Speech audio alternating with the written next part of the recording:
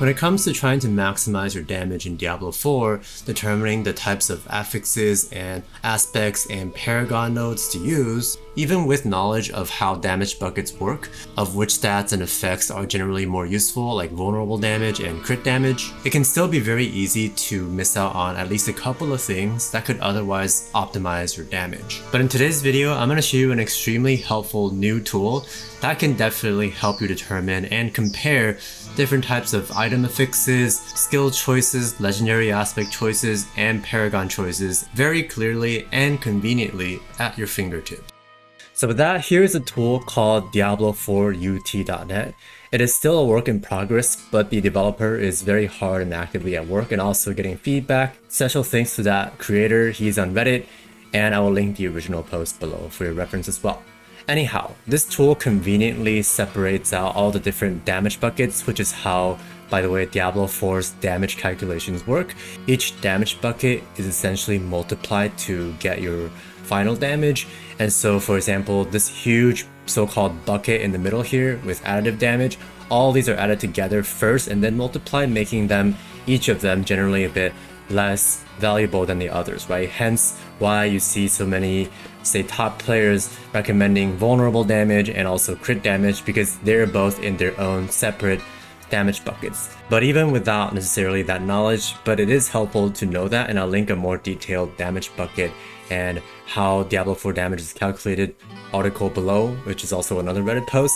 But anyhow, to quickly show you this tool, you basically just go to your character sheet or a hypothetical character sheet, basically the stats that you want to plan for your character, say your best in slot gear. You can just punch everything into this calculator here. For example, starting from the top left, you would put in your weapon damage, your base skill multiplier, which is the percentage damage that shows on the skill when you hover over it, and I'll elaborate on this again later. But you also, first of all, put in your main stat, vulnerable damage, etc, right? And then at the very bottom, it'll show you the various multipliers that you'll have, and then at the bottom right especially, you'll have your final multiplier, which means the higher the final multiplier is, generally the better your DPS will be, right?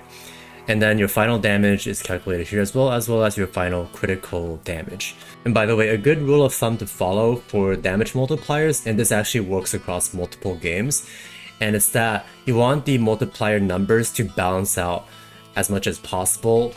And for example, by increasing the lowest number multiplier that you have out of all of them, generally that'll result in the greatest DPS increase or damage increase. So for instance here, since my additive damage multiplier is already 6.4, increasing it further as a percentage basis is going to be less valuable than, say, increasing my main stat attribute multiplier or my legendary aspects passive multiplier here, right? And that is also why crit multipliers, vulnerable multipliers, and main stats, as well as your legendary powers, are generally a lot more valuable than all the other additive damage, right? Within this huge bucket here, with all the affixes that are like damage to poisoned enemies, damage to slowed enemies, increased damage with physical attacks, and so on and so forth. These are all added together first and put into the same multiplier value here, making this collective group less valuable, right? That's sort of the theory behind it. Another tool to greatly complement this damage calculator tool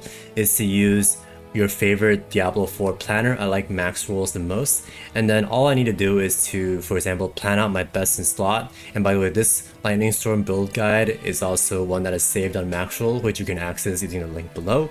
But anyhow, all I did was punch in, for example, all my stats on the right here that max roll lists out, and this includes gear as well as my skill tree passives, and then also the Paragon board. But it does not account for like conditional activations, right, which I'll get to later. And by the way, on this page, when I punched in 30 and then 80 for my legendary aspects, I'm actually referring to, first of all, on my gloves, I have the intercom aspect, which is 10% increased damage per second that I stand still up to 30%, right? Hence the 30% over here for my first aspect.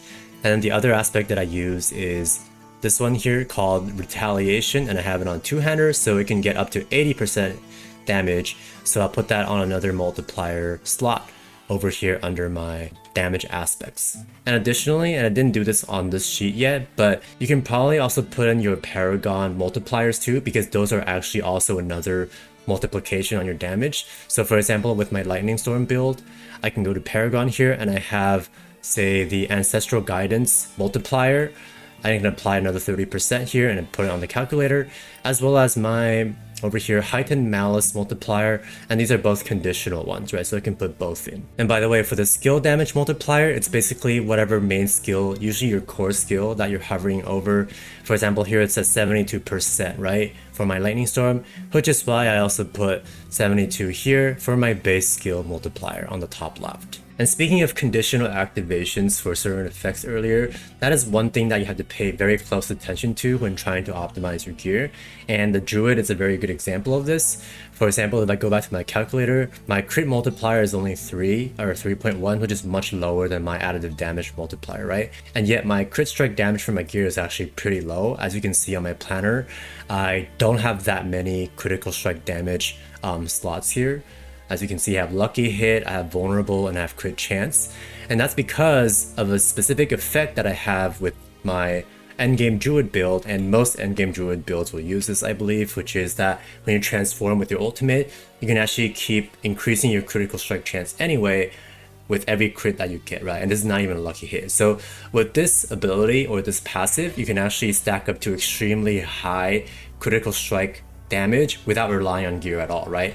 And hence that multiplier is pretty much covered, and that damage bucket is pretty much covered, allowing me to prioritize other stats across my gear. So this is just one exception to this calculation that you can be aware of. And that's pretty much it for today's quick video.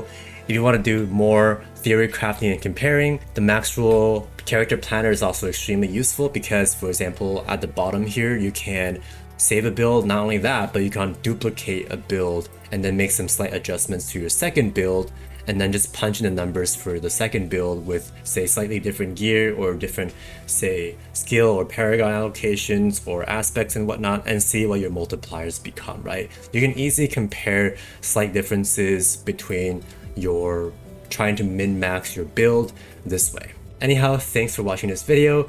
Let me know in the comment section below, and like the video if you found it helpful. Consider subscribing for more cutting edge guides just like this one, and I will catch you in the next video. Oh, and also follow me on Twitch at Measley. And with that, I will catch you next time. Peace.